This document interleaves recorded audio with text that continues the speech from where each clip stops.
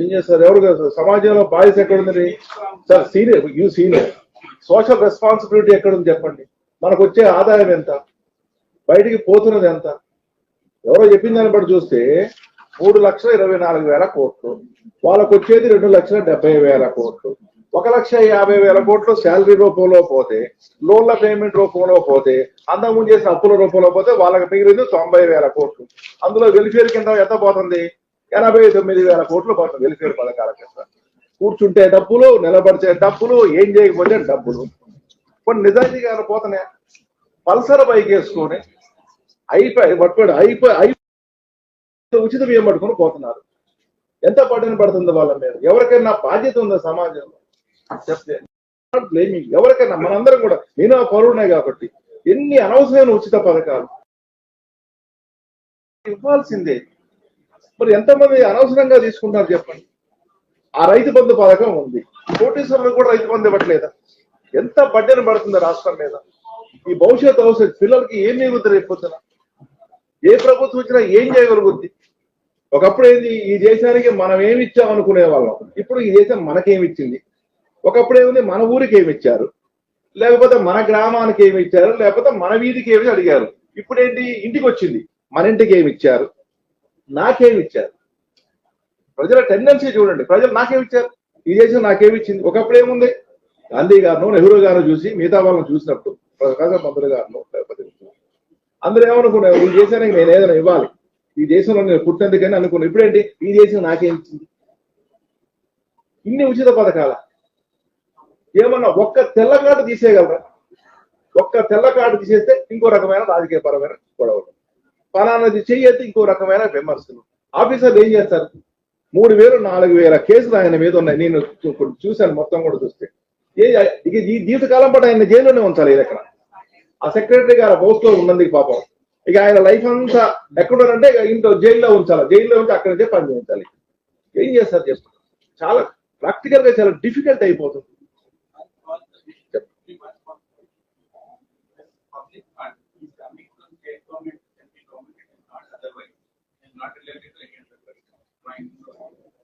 Orders have been pending for more than 1.5 years. Then content no more. So in the counter also they did not file. I am not saying about this particular case. The difficulty of the state. నా ముందే దాదాపు 100కు పైగా కేసులు pending లో ఉన్నాయి. ఏం చేస్తారు ఇప్పుడు? మీరు ఫైనాన్స్ సెక్రటరీ, మీరు ఏం చేయరు? ఇప్పుడు మీరు నిలబడాల్సింది ఇక్కడ. ఏం చేస్తారు? ఏ ఆఫీసర్ మీద? రేపు మీరు ముఖ్యమంత్రి అయినా ఏం చేయలేరు. ఏం చేస్తారు? రేపు మీరు ముఖ్యమంత్రి అయినా ఏం చేయరు. ఈ హుసేన్ ముఖ్యమంత్రి అయినా ఏం చేయలేడు. పైసలే గ్రామాల్లోకి పోతే అనకూడదండి. ఐఎమ్ సారీ, నేను నాది రాజకీయ పరమైన ఉపన్యాసం అనుకోదు. గ్రామాల్లోకి పోతే రైతులు ఏడుస్తున్నారండి, పనికి ఎవరు రావట్లేదు. పనికి ఎవరు? మేము కూడా రైతులేం కదా, ఎవరు రావట్లేదు పనికి. నేను విమర్శించట్లేదు, నేను ఎవరిని విమర్శించట్లేదు, ఎవరు రావట్లేదండి. మనకు వచ్చేది ఎవరు? ఛత్తీస్గఢ్ నుంచి, మధ్యప్రదేశ్ నుంచి, లేదా మహారాష్ట్ర నుంచి, బీహార్ నుంచి కూలీలు వస్తారు. మన వాళ్ళు ఎవరు పని చేయట్లేదు చెప్పండి, ఎవ్వరూ చేయట్లేదు. అమర్ సేన్ ఏం చెప్పారు? పని చేయించాలంటే ఏం చేయాలి? ముందు గొయ్యి తీయించు, డబ్బులు ఇవ్వు, రేపు మన పిలిపించే గొయ్యి కూడిపించు. పని కల్తీని మర్చిపోయారు కదా. ఒకప్పుడు మనుషులు పని చేసే వాళ్ళట అని మ్యూజియంలో పెట్టాలి అంతే. ఒకప్పుడు మనుషులు పని చేసే వాళ్ళు ఏదో మొన్న అదే డాక్యుమెంటరీ చూసి, ఒక ఆయన చెట్టు కిందనే పడుకొని ఉంటాడు, రోజు ఒక ఆఫీసర్ పోతూ ఉంటాడు, ఇట్లా చూసుకుంటూ పోతుంటే ఈయన హాయి కాలు మీద కాలేదని పడుకుంటాడు. అంటే ఆఫ్రికా. ఓ రోజు వచ్చి, అన్న నువ్వు ఏ పని చేయకపోతే ఎట్లా గడుస్తుందంటే ఆయన మొత్తం తీస్తాడు.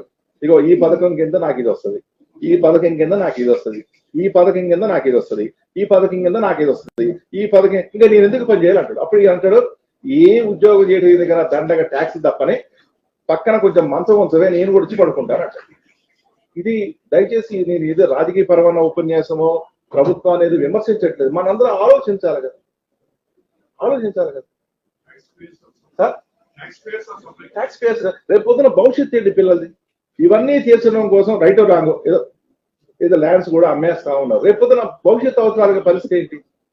ఉన్నాయండి. అప్పు చేసి ఎవరన్నా బెంజికారు కొంటాడా? ఇప్పుడు మనం కూడా జీతాలు చేస్తున్నాం, మనం ఎర్ర బస్సులో పోగలం, ఎయిర్ బస్సులో బిజినెస్ క్లాస్ పెడితే ఎంతకాలం ఉంటుంది సంసారం? ఇది ఎవరిని విమర్శించట్లేదు. నాకు బాధగా ఉంది. ఆఫీసర్ పిల్లలు నాకు బాధగానే ఉంది. ఇది నైస్ ఆఫీసర్, కానీ ఏం చేస్తారు ప్రాక్టికల్ గా? ఇంజనీరింగ్ కాలేజ్ పిల్లలు మేనేజ్మెంట్ ని కూడా బ్లాక్ మెయిల్ డామినేట్ చేస్తారు. మీ కాలేజీకి రామంటారు. వాడిని బతీరాడి కూడా అటెండ్ చేయాలి. ఎవడన్నా చదువుకునేవాడికి ఫీజు కడతాడు, బడి మానేసుడు కూడా ఫీజు కడతారు. మీరు అర్థం చేసుకోండి, బడి మానేసుడు ఫీజు. ఇంజనీరింగ్ పిల్లలు, మెకానిక్ ఇంజనీరింగ్ చదువుకున్న పిల్లోడు వాడి స్కూటర్కి వాడు తగ్గేసుకోలేడు, మళ్ళీ మెకానిక్ రావాల్సిందే. మేధావులు ఉన్నారు, చదువుకునే వాళ్ళు ఉన్నారు, కానీ బాగా చదువుకునే వాళ్ళకి కట్టండి, అర్హులైన వాళ్ళకి పథకాలు ఇవ్వండి. ఏంటంటే ఎన్ని families? 1,20,00,000 families, 1 crore 90 lakhs people కి 1 crore 9 lakhs పీపుల్ కానీ ఉచిత పథకాల బెనిఫిషియర్స్ ఎంతమంది ఉన్నారు ఇప్పుడు? 1 crore ఉన్నారా? 1 crore ఫ్యామిలీస్ 1 crore 50 lakhs అనుకోండి. పథకాలు ఎంతమందికి పోతున్నాయి?